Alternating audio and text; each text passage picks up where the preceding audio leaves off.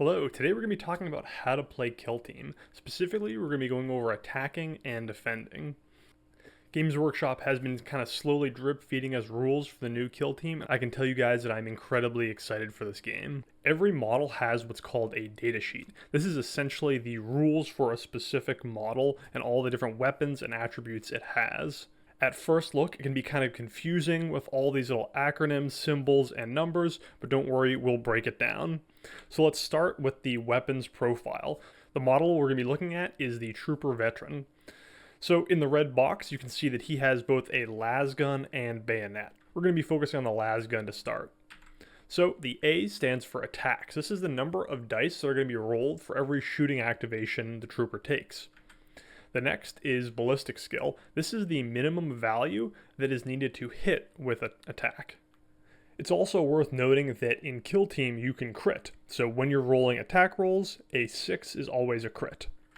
Okay, and that takes us to damage. This is the wounds inflicted per successful attack. You'll see two numbers there. The first on the left, the 2, is the number of wounds inflicted per successful attack as normal, but the 3 on the right side, that second number, that's the amount of damage dealt per critical. And then SR, that stands for Special Rules. This is where we'll find additional effects or limitations of a weapon. So for the las gun, it's easy, there's nothing.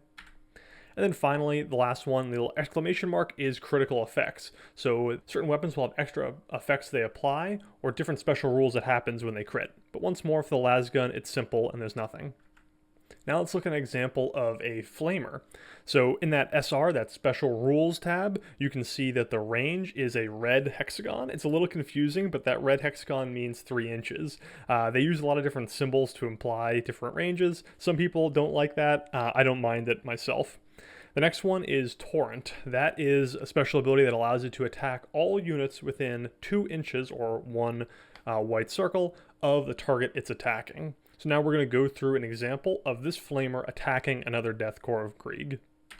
The first thing we're going to do is roll 5 dice. So we know it's 5 dice because the A, or attack value, of our weapon is 5.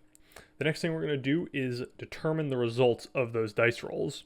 So we know that the 1 doesn't hit because it's lower than our ballistic skill, and we know that the 6 crits because all 6 crits. Now, if we look at the damage template of the weapon, we can see the crits don't do any extra damage. There's no extra special rules that are applied by critting. Okay, now the next step is that the defender will try to roll saves. Okay, now let's go back to our Trooper Veteran who's being shot by the flamer. So on that same data sheet, we'll have all the defensive stats of our troop as well. So the DF, or defense, is the number of dice that are going to be rolled every time a saving throw occurs. And the next one is save, or SV. This is the minimum number needed to block an incoming attack. So you'll roll the number of dice based on your defense, and then you'll check that against your save value. The third and final one is W, for wounds, and this is the amount of damage a unit can take before dying. Okay, so now back to our example. Our defender is going to roll their saves. They get a 4, 5, and a 6. They rolled 3 dice because their defense value is 3, and the 4 is going to fail because it's under a 5. Additionally, defenders can also crit on their defense, and the defender scored 1 critical success. Okay, now we've determined the attacker's results, the defender's results. Let's compare the two. The attacker got 3 successes and 1 crit, and the defender got 1 success and 1 crit. The way it works is that the attacker's crits can only be blocked by 2 successes of the defender or 1 successful defense crit. So in this case, one of the attacker's successes is going to be blocked by one of the defender's successes, and the attacker's crit is going to be blocked by the defender's crit. So that leaves us with 2 successes by the flamer. We can look at the amount of damage that does, which is 2 for its normal attacks, and we can apply that damage to the 7 wounds that the guardsman started with. After we've done 4 damage, we can see that that trooper has 3 wounds left. Now, melee combat is quite different.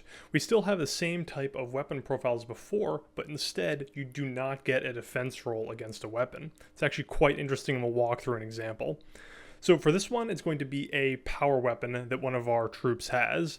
This has 4 attacks, hits on 3s or better, deals 4 damage on regular attacks, 6 damage on criticals, and its special rule is that it crits on a 5 or a 6. So this power weapon is very deadly. Now let's place this power weapon against a regular bayonet. So the power weapon will roll 4 dice and the bayonet will roll 3 dice. What we'll do is we'll remove all the fails and show where all the crits are. So our power weapon got 1 hit and 2 crits, where our sad bayonet person got no crits. And then what we're going to do is we're going to alternate either parrying or dealing damage with 1 dice at a time.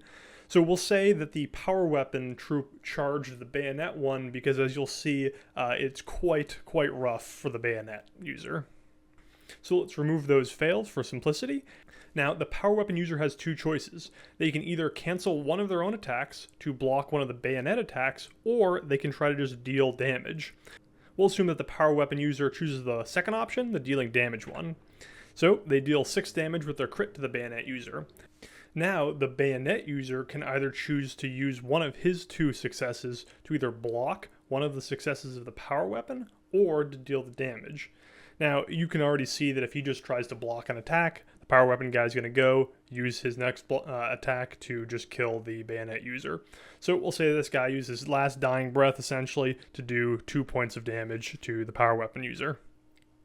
Of course, the power weapon user could style on the bayonet guy and use one of his successes to block the other success. The other guy would have to alternate, couldn't do anything. Back to the power weapon guy, who then uses his crit to slay the bayonet user.